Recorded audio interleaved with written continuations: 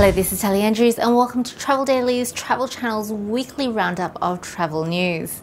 The global hotel market is booming with investments up 117% in the second quarter compared to last year, according to a new report. Assets in hotels is said to be at £9.17 billion during the second quarter, with the Americas taking half of the chunk primarily through gateway cities such as New York. Meanwhile, activity in Europe, Middle East and Africa stood at £2.9 billion, up 84% on last year, and the Asia Pacific saw a 59% rise in transactions to £1.6 billion.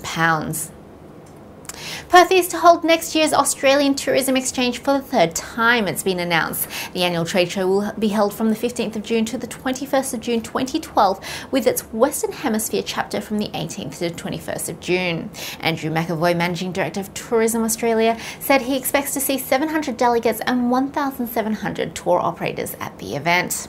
Meanwhile, Singapore Airlines has appointed the first CEO for its new low-cost airline. Long-term employee Campbell Wilson is to front the no-frills carrier when it's launched next year. Wilson has worked at SIA since April 1996 and most recently held the position of General Manager of Japan. He also worked as General Manager of Hong Kong, Vice President of Canada, and Network Planning and Revenue Management roles in the head office. In other news, the City of Toronto is anticipating a surge in luxury travellers following a string of new hotel openings in the last year. The Canadian city, which has traditionally targeted the friends and family or business markets, is now hoping for a new kind of traveller will hit its streets after Lee Germain Thompson and Ritz-Carlton open properties. There will also be more first entry products in the shape of a Trump hotel in the city next year, as well as Shangri-La.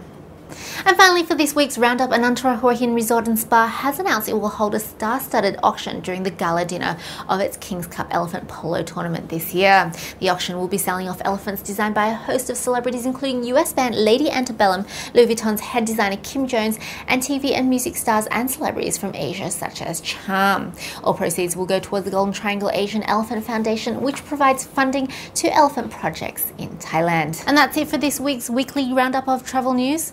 We'll see you again next week.